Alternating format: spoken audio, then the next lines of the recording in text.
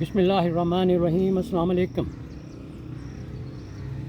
یہ homeopathic treatment کی series میں یہ ایک اور ایپیسوڈ ہے میرا، اور اس کو غور سے سنیے اور اس کو سمجھنے کی کوشش کریں۔ میں ڈاکٹر واک ہوں، اور ناؤ از دا ٹائم کہ آپ آلٹرنیٹ ٹریٹمنٹ کی طرف چلیں۔ جو قدرت کا بھیجا ہوا طریقہ علاج ہے اس کو اپنائیے گا۔ یہ مارکیٹنگ جو میڈیسنس کی ہے اور یہ ایلوپیتھ میڈیسنس کی ہے، یہ سوائے بیماریوں کی اور کچھ نہیں دے گی آپ۔ جب آپ ہومیوپیتھ کا ٹریٹمنٹ شروع کرتے ہیں تو اس سے پہلے آپ کو ایک کمپلیٹ ہسٹری چارٹ بنانا پڑتا ہے پیشنٹ کا، اس کی برتھ سے لے کے اس دن تک جس دن وہ آپ کے پاس آئے۔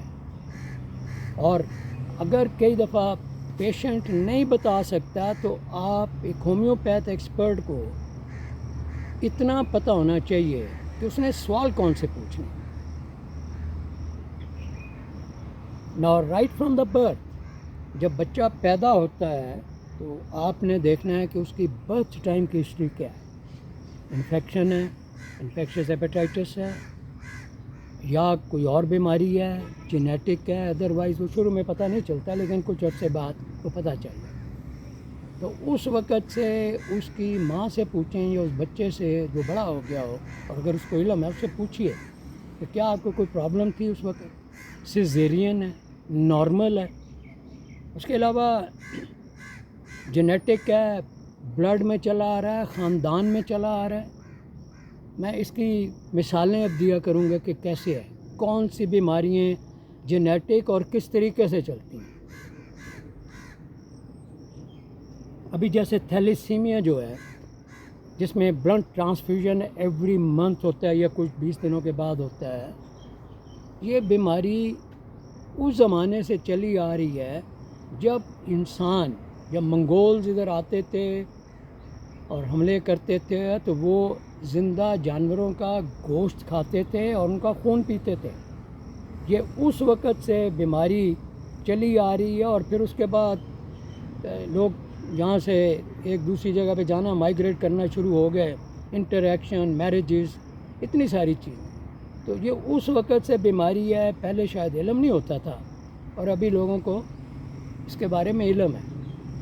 تو اس کا طریقہ علاج ڈھونڈنا ہے۔ اس کا یہ علاج نہیں کہ آپ ہر دفعہ اس کا خون بدلیں۔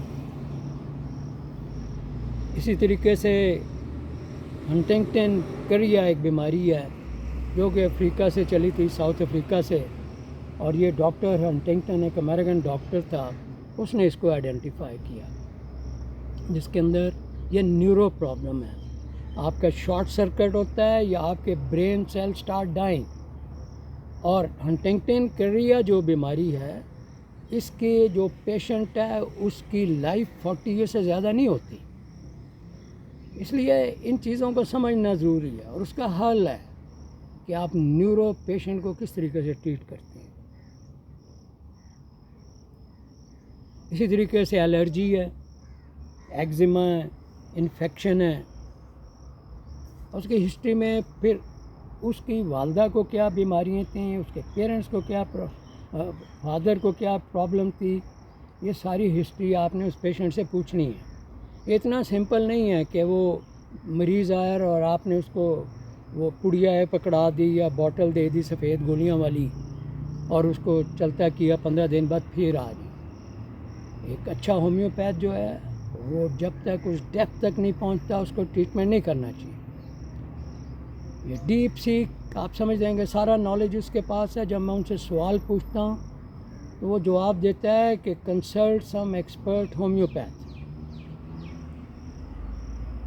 اس کے علاوہ جو انسان کے اپنی انوائرمنٹس ہیں اس کا فرق پڑتا ہے، اور اس کا کلر فیئر ہے، ڈارک ہے، براؤن ہے، پلیزنٹ پرسنالٹی ہے، ان پلیزنٹ ہے، ڈپریشن میں رہنے والی ہے، اینگری پرسنالٹی ہے، اوبیس ہے، موٹا ہے، پتلا ہے، اور فزیکلی فٹ ہے، ان فٹ ہے، لین آدمی ہے، سٹبن ہے، ضدی ہے، کہ رونے والا آدمی ہے، چیخنے والا بچہ ہے، یا اسمائلنگ فیس ہے، انٹروورٹ ہے، ایکسٹروورٹ ہے، وہمی ہے، اگریسو ہے، موڈی ہے، یہ ساری چیزیں جو ہیں یہ اس کی ہسٹری میں آتی ہیں.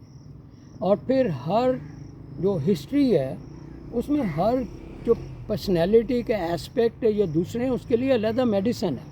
جب میں کہتا ہوں کہ 20 میڈیسن ایک بیماری کے لیے ہیں تو یہ ان میڈیسن میں سے ایک اچھے ہومیوپیتھ نے اس کو ڈھونڈنا ہے کہ کون سی میڈیسن ان سارے کیریکٹرسٹک کے اوپر فٹ ان بیٹھتی ہے. تو ادروائز تو آپ ہومیوپیتھ کے جائیں گے، وہ 10 دوائیں ایک ہفتے ایک ٹرائی کرے گا، دوسرے ہفتے دوسری کرے گا اور دکان چلتی رہے گی اور کوئی نہ کوئی دوائی وہ کلک کر جائے گی تو اس کے بعد پیشنٹ ٹھیک ہو جائے گا. تو یہ سلو نہیں ہے. یو گاٹ ٹو نو کہ اس کو ٹریٹ کیسے کرنا ہے، اس کو ڈائیگنوز کیسے کرنا ہے. تو یہ میرا دوسرا ویڈیو ہے اور میں اس کے بارے میں بات چیت کرتا رہوں گا. یہ میرا پیشن ہے اور الحمدللہ میں ڈاؤن ٹو ارتھ، میں ایک دن میں شاید ایک پیشنٹ دیکھوں یا 2 پیشنٹ دیکھوں اور ٹرائی کہ مجھے پتہ چلے کہ یہ گراس روٹس کیا ہے. I am doctor Walk, I come back to you again. یہ پبلک سروس چینل ہے. اللہ تعالیٰ آپ کا حامی و ناصر ہو، آپ کو حفظ ایمان میں رکھے اور آزمائشوں سے بچائے. مجھے دعاؤں میں یاد رکھیے گا. اللہ حافظ.